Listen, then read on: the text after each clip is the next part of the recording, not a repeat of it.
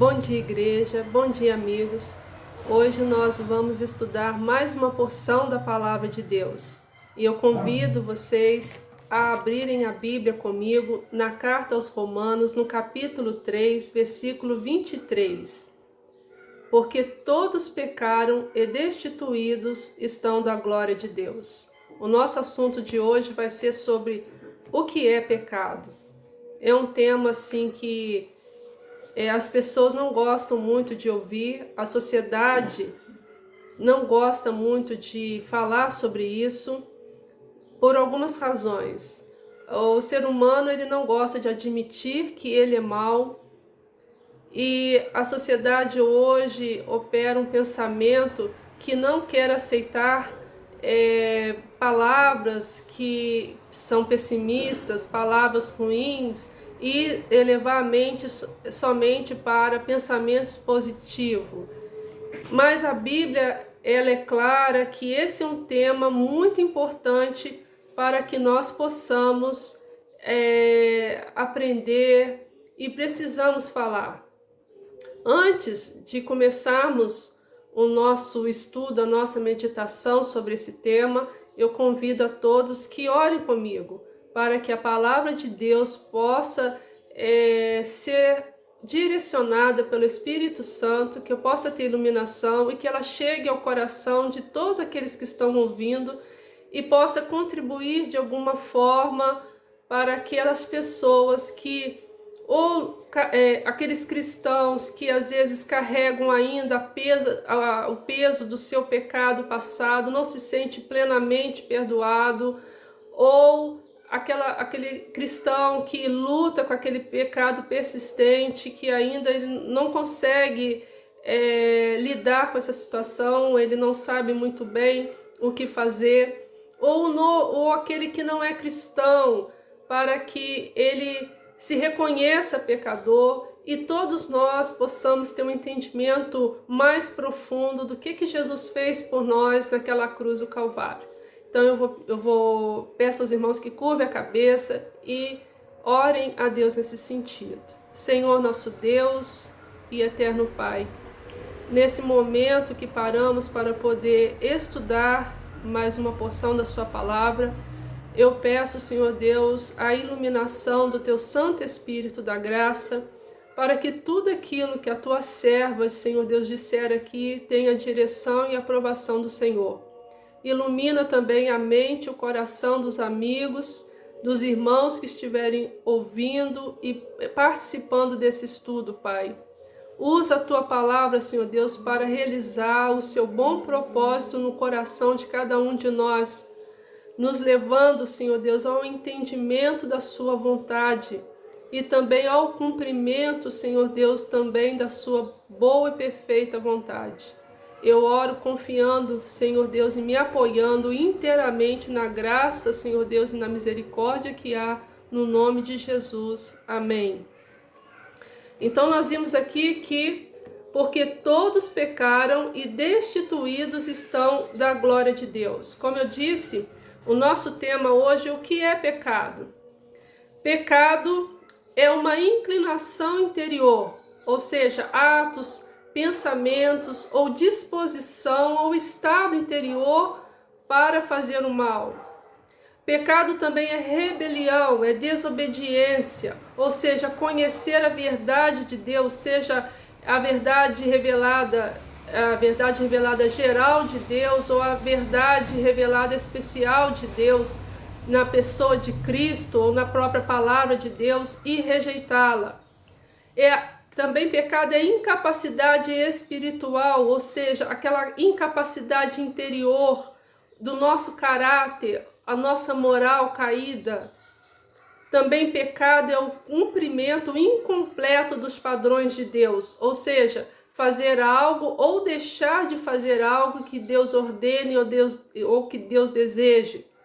Pecado também é desalojar Deus, ou seja, tirar Deus do centro da nossa vida e colocar outra coisa. Resumindo, pecado numa linguagem mais simples, pecado é tudo aquilo que eu faço que desagrada a Deus, é ser aquilo que Deus não quer que o homem seja. Por que estudar sobre o pecado? Eu já te adiantei um pouquinho. Eu separei 2 pontos que eu achei relevante para falar. A gente poderia falar de outros, mas eu separei esses 2.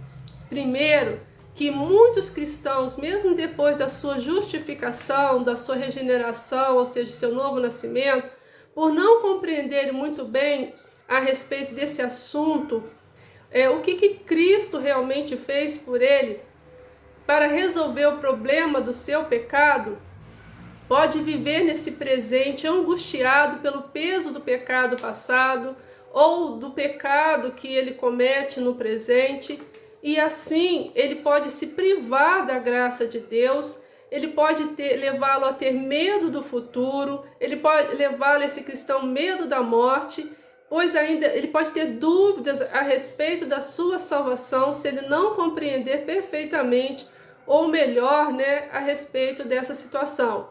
O segundo ponto, que falar sobre o pecado, é de suma importância para o homem sem Cristo, o não regenerado, para compreender o seu real estado de miserável pecador e sua total necessidade de receber a Jesus como Salvador. E esse tema era o anúncio do Evangelho do primeiro século. Nós vimos lá em Mateus, no capítulo 3, versículo 2, onde apareceu João Batista pregando: arrependei-vos, porque é chegado o reino dos céus. Mateus também registra no capítulo 4, versículo 17, que começou Jesus pregar e a dizer: arrependei-vos, porque é chegado o reino dos céus. Em Atos dos Apóstolos, capítulo 3, versículo 19, a pregação dos apóstolos, nesse caso era Pedro, dizendo: arrependei-vos, pois, e convertei-vos, para que sejam apagados os vossos pecados, de sorte que venham os tempos de refrigério da presença do Senhor. Então, por aí nós vemos a importância de falar sobre o pecado, de levar o homem pecador ao arrependimento, à consciência do seu pecado. Uma outra questão da dificuldade aqui é pensar que o pecado é somente aquilo que eu faço que desagrada a Deus. Isso pode levar o homem a se justificar baseado no que não é pecado. Um exemplo disso esse homem ele tenta nivelar as coisas boas que ele faz com as coisas más que ele pratica. Assim, ele fazendo mais boas ações, ele acha que ele tem um crédito diante de Deus, e isso pode levar a Deus a aceitá-lo, a recebê-lo no céu. Ou também ele pode pensar que por ele fazer boas ações, isso dá um crédito para ele em receber alguma coisa, algum pedido de oração que ele tenha feito para Deus. Também pode levá-lo à frustração quando Deus também não responde positivamente ou do jeito que ele imagina ou espera que Deus vai responder. E isso leva ele na justificação, pode cair na justificação das boas obras. E qual é o problema de cair na justificação das boas obras? O problema de cair na justificação das boas obras, primeiro, é que não existe boas ações que são capazes de nivelar a nossa maldade. Em Isaías 64, versículo 6, diz que a nossa justiça são como trapos de imundícia. Então, Deus ele nos deu a lei, mas a lei não serve para nos justificar. Ela mostra uma lista de boas ações que devemos fazer para ir para o céu, mas nós não conseguimos cumprir a lei. Então pode haver a pergunta: então para que serviu a lei? Para que serve a lei? A lei serve para mostrar que nós precisamos de um Salvador. Lá na carta aos Romanos, no capítulo 7, de 7 a 25, Paulo vai tratar desse assunto e vai mostrar qual que é a função da lei. E ele termina lá no versículo 25, agradecendo: mas graças a Deus que nos dá a vitória por Jesus Cristo. Cristo, ele conseguiu cumprir a lei e isso resolve o problema da nossa salvação. O segundo problema de cair na justificação das boas obras é que o pecado não são as atitudes ou ações que achamos que são. Em Tiago, do capítulo 4, versículo 17, diz que aquele que sabe fazer o bem e não o faz, comete pecado. Então entendemos que não só o ato, mas não fazer algo também é pecado. Romanos 14, 23 diz que tudo que não provém da fé é pecado. Então entendemos que qualquer boa atitude, qualquer boa ação, se não for feita por meio da fé em Jesus Cristo, é pecado e não nos justifica diante de Deus. O terceiro problema de cair na justificação das boas obras é que a nossa natureza, ela não quer fazer coisas boas e ela também não consegue. Em Romanos, no capítulo 8, versículo de 6 a 8 diz assim: porque a inclinação da carne é morte, mas a inclinação do espírito é vida e paz. Porquanto a inclinação da carne é inimizade contra Deus, pois não é sujeita à lei de Deus, nem em verdade o pode ser. E os que estão na carne não podem agradar a Deus. Entendemos que a carne não agrada a Deus. Ela não consegue e o que vem dela também não agrada a Deus. Entendendo isso, eu percebo que eu só consigo fazer boas coisas ou boas ações através do Espírito Santo. É Ele que no processo da santificação me transforma e capacita a que eu faça coisas para a glória de Deus. Portanto, o pecado não é a atitude que o ser humano comete. O problema é que o ser humano está no estado decaído de miséria e o pecado que ele comete só mostra isso. O pecado não é o problema que o afasta de Deus. Você está afastado de Deus e por isso comete pecado. Em 1 João, no capítulo 3, verso 8, diz que aquele que comete pecado é do diabo. A humanidade, ela estava caída nas obras do diabo, caída no diabo. E Jesus veio resolver esse problema. O pecado revela quem o homem é. Ele não é o problema que Jesus veio resolver. Jesus veio resolver a natureza do homem. E junto com isso, fazê-lo não pecar. Então, não é pecar que te torna mal. Você é mal por natureza e o pecado só revela isso. Então, você é o meu amigo que está me acompanhando aqui junto conosco, pode perguntar: se não são as boas ações que me fazem para o céu, o que faz eu ir para lá? O que resolve esse problema então? E para isso a gente vai entender o processo de imputação que Jesus realizou naquela cruz. Entendendo isso, Jesus, ele encarnou-se, ou seja, lá em João 1,14, o verbo se fez carne e habitou entre nós. O homem perfeito, segundo Adão, aquele que cumpriu a lei, o justo diante de Deus, porque Adão, o primeiro Adão, não conseguiu ser. Isso a gente vê lá em 1 Coríntios, no capítulo 15, versículo 45. Assim está escrito: o primeiro homem, Adão, tornou-se alma vivente, o último Adão, o espírito vivificante, ou seja, aquele que nos dá a vida. E Isaías vai dizer no capítulo 53 que Jesus foi abatido, moído pelos nossos pecados. O que fez Jesus ser morto foi os nossos pecados.